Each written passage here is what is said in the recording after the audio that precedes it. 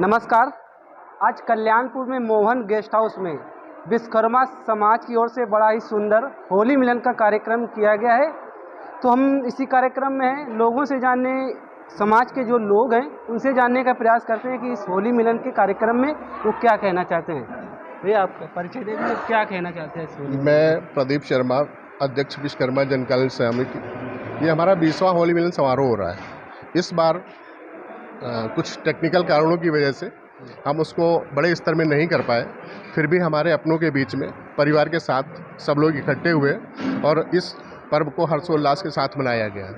उम्मीद करता हूँ आगे हम इससे और भी बढ़िया करेंगे तथा आए हुए सभी आगंतुकों को हृदय से धन्यवाद देता हूँ।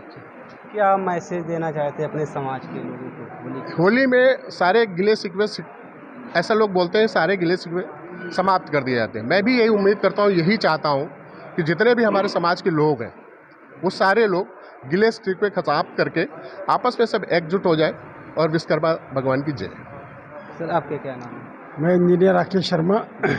हमारे मित्र ये प्रदीप शर्मा जी कई वर्षों से ये कार्यक्रम करते चले आ रहे हैं और ये जो हमारा विश्वकर्मा समाज है इसका कार्यक्रम जो हमारे आदरणीय प्रदीप जी करते हैं, इससे हम लोगों को एक हर्षोल्लास और एक बल मिलता है कि हम लोग एक दिन सारे विश्वकर्मा समाज के हमारे बंधु एक साथ इकट्ठे होते हैं और अपनी समस्याओं को बताते हैं। उसको हम लोग समाज के सभी लोग वर्ग मिलके उसको समाधान करने की योजना बनाते हैं कि इस तरह किसी तरह हमारे समाज की उन्नति मिले, शिक्षा मिले और हम लोग आगे राजनीति में पहुंच सकें।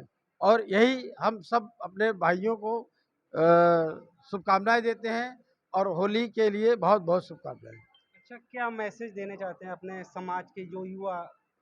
मैं अपने समाज के युवाओं को ये संदेश देना चाहता हूँ कि आगे चल के खूब अच्छी शिक्षा करें और अच्छे से अच्छा तैयारी करके आईएएस, आईपीएस और आईआरएस बने, क्योंकि हमारा समाज अभी तक बहुत ही शिक्षा में पीछे रहा है, लेकिन अब हमारे समाज के बच्चे काफ़ी उन्नति और प्रगति कर रहे हैं। जैसे अभी हमारी एक अंजलि विश्वकर्मा जी यहाँ कानपुर में आईपीएस हैं। तो हम यही युवाओं को संदेश देते हैं कि वो आगे बढ़ें और हमारे समाज का नाम रोशन करें। सर आप क्या कहना चाहते हैं इस होली मिलन के बारे में? ये हमारा जो होली मिलन का कार्यक्रम है, इसके संस्थापक स्वर्गीय सुरेश शर्मा जी हैं और उनके कार्यकाल में हम लोगों ने समाज के प्रति एक बहुत अच्छा संदेश दिया। इसी के साथ कुछ समय बाद वो हम लोगों को छोड़ करके यहाँ से चले गए। तो फिर हमारे अध्यक्ष आदरणीय प्रदीप शर्मा जी, मैं इस समिति का महामंत्री हूँ, उनके मार्गदर्शन में हम प्रतिवर्ष कुछ ना कुछ नया करते हैं। होली का त्यौहार है। होली का त्यौहार खुद में एक महत्वपूर्ण संदेश देता है। हम किसी से किसी भी तरह का अगर द्वेष भाव रखते हैं तो ये होली का त्यौहार हमें मार्गदर्शित करता है कि हम उन गिले शिकवों को मिटा करके सब एकजुट हो जाए। हम जो इस कार्यक्रम को मनाते हैं, हमारे कार्यक्रम को मनाने में एक हमारा उद्देश्य है कि जो हमारे बच्चे हैं, हमारे नौजवान भाई हैं, वो आपस में प्रेम रखें, शिक्षित हों। क्योंकि हम जो कार्यक्रम करते हैं, हमारे कार्यक्रम की रूपरेखाएं होती हैं प्रश्नोत्तरी प्रतियोगिता, अपने बुजुर्गों का सम्मान, महिलाओं का सम्मान। हमारा कार्यक्रम ही सांस्कृतिक कार्यक्रम है। हमारा जो कार्यक्रम होता है, हम अपने कार्यक्रम का जो हमारा टाइटल होता है, वही टाइटल ही हमारा विश्वकर्मा जन कल्याण समिति पारिवारिक होली मिलन कार्यक्रम है। ऐसे में बहुत सारे कार्यक्रम करते हैं और अगर समाज का सहयोग रहा तो आगे भी इसी तरीके से कार्यक्रम करते रहेंगे। आज के कार्यक्रम में जो भी आए, जितने हमारे पूजनीय हैं, मैं उन सबको नमन करता हूं, वंदन करता हूं। जो हमारे सहयोगी, हमारे भाई हैं, मैं उनका सबका हृदय से स्वागत करता हूं। और जो मेरे प्यारे प्यारे छोटे छोटे से बच्चे हैं, मैं उनको बहुत बहुत बधाई देता हूं कि उन्होंने भी इस कार्यक्रम में खूब मस्ती के साथ एंजॉय किया। और यही हमारे कार्यक्रम आज का समापन होगा और यही मेरी रूपरेखा है। सर आप क्या कहना चाहते हैं इस होली मिलन का? मेरा नाम राघवेंद्र शर्मा है और चूंकि आज ये 20वां होली मिलन समारोह है, 20वां पारिवारिक होली मिलन समारोह, अर्थात हमारा उद्देश्य है कि जो दूर दराज से जो भी परिवार हैं, जो हमारे समाज के बीच में सम्मिलित नहीं हो पाते, किसी कारण से नहीं पहुंच पाते, एक दूसरे से परिचित नहीं हो पाते हैं, उनके लिए ऐसे कार्यक्रमों का आयोजन किया जाता है।